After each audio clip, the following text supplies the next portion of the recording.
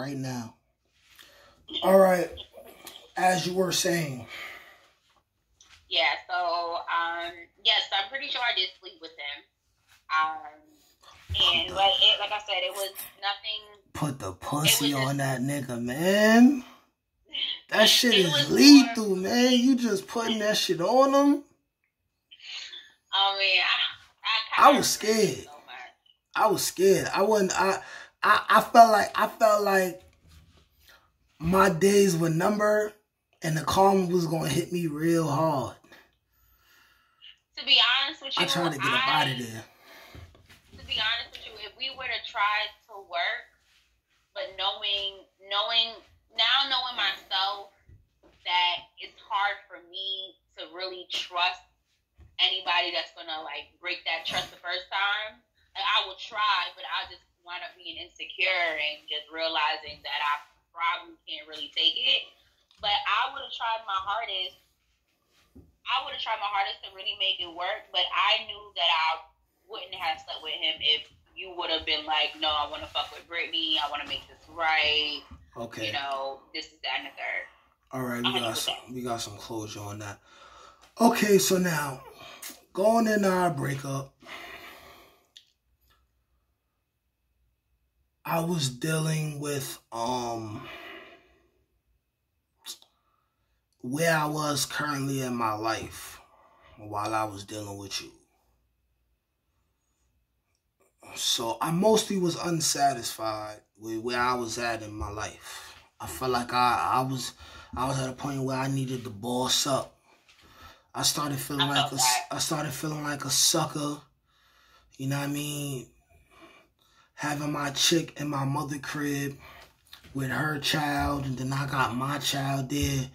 We cooped up, talking all this family shit. You know what I mean? I didn't even have a job at the time, you know what I'm saying? And then looking back on it, I really just wasn't trying hard enough, because as soon as I started trying hard, them shits was coming. So I don't even understand what nigga, even a felon say, where it's hard for him to get a job. Like, unless you got locked up for shooting somebody or raping somebody, it's a lot of shit for niggas to do out here, especially at that time. Well, let me just chime in real quick. I want to say you're the first person that actually opened my eyes again to wanting to follow your dreams. I remember at one point in the time in my life where I didn't know what I wanted to do. I didn't know, just career-wise. I didn't know what I wanted to do, but I remember vividly you used to say to me, like, not getting a 9 to 5. Like, you were just so, like, adamant, too. Like, I'm not getting a 9 to 5. I want to pursue my career. Like, I have dreams. I'm living for this. This is that and the third.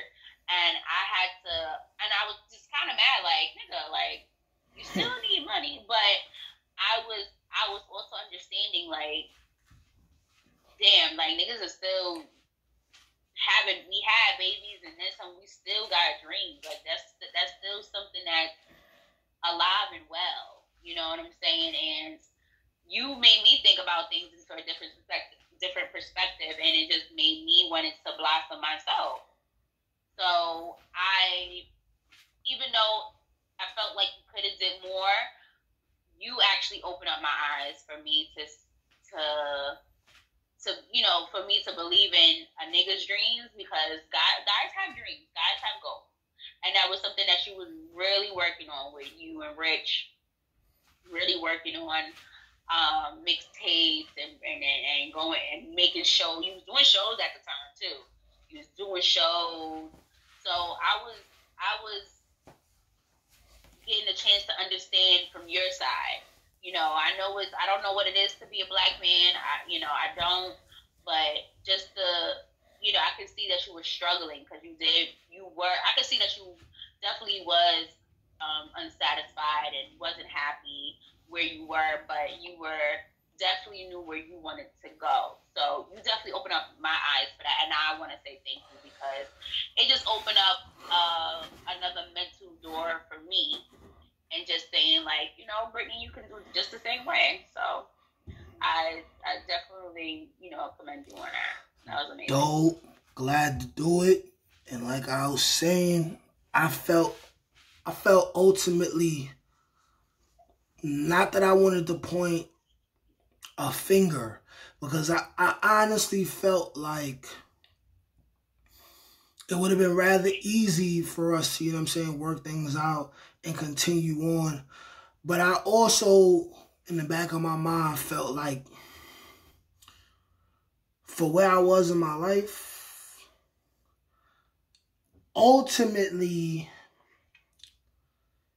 it would have slowed down both of our progression as people if I allowed us both to remain together, because I can't see myself being as molded as a man as I am without all those experiences that I went through after you. Because it would have just been you. We was fucking a lot. Eventually you was gonna get pregnant by me. And I would have fucked around and still been in my mother crib. Like I started really making moves to get out of my mother crib.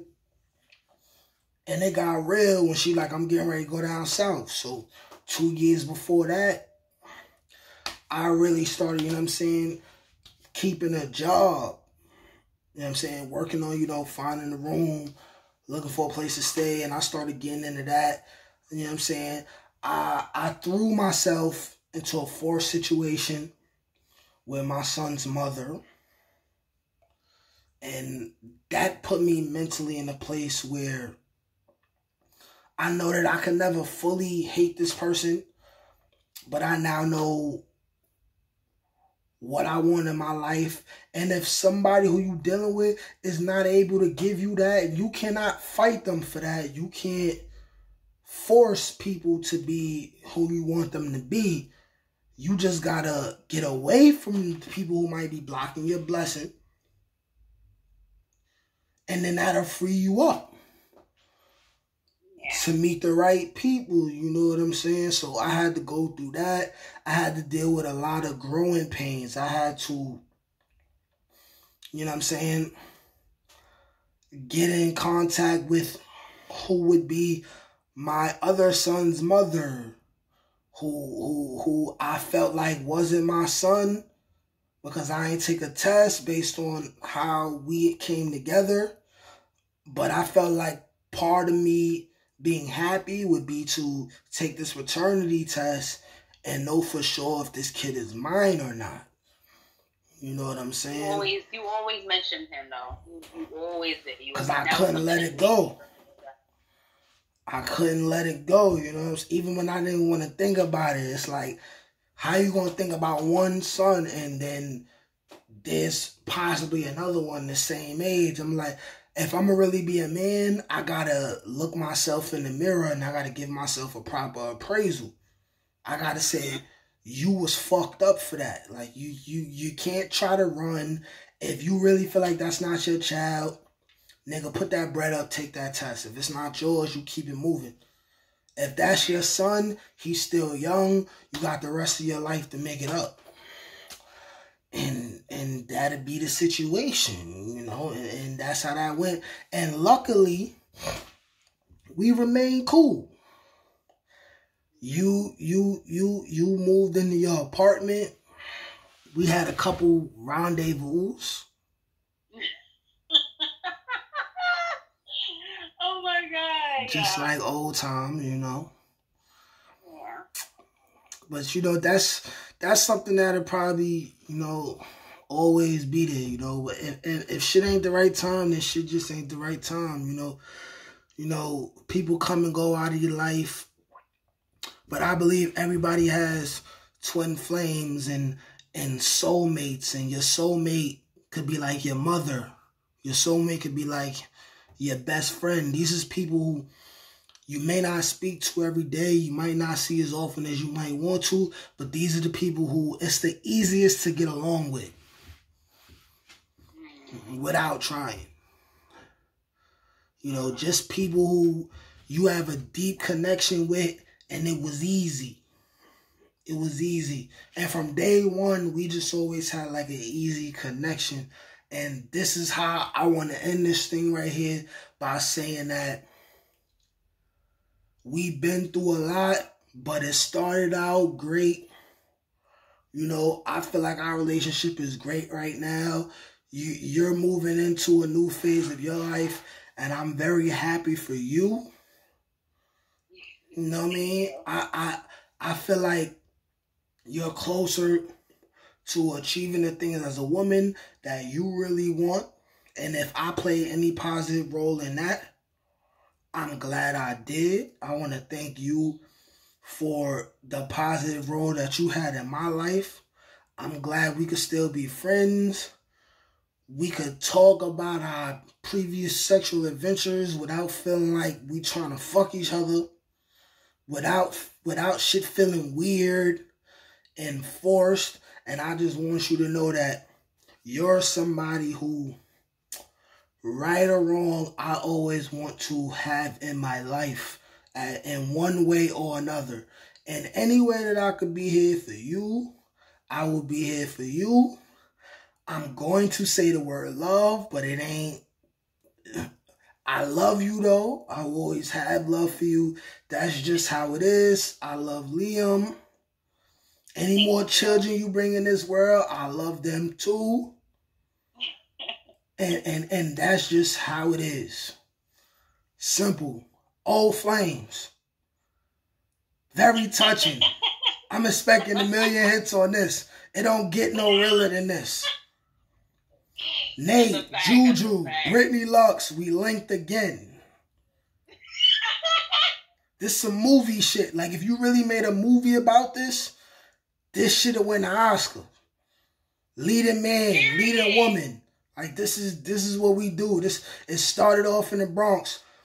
Walking down the road past Montefiore, man. Here we are, man. 10 years later, man. 10 years, man. Yes. Yes. Thank you. I appreciate you. You're gonna see her again. Thank you for having me on, Juju. Thank you so much. I really appreciate No, thank you. We're gonna see you again. We have a lot more shit to talk about. It's a lot of shit that we seen together and been through together. A lot. And just like that, my phone just went dark. That means it's about to die. So we right on time. Britt, thank you. No problem. I'm going to let you know ahead of time when we're going to do this shit again, all right? Definitely. Later.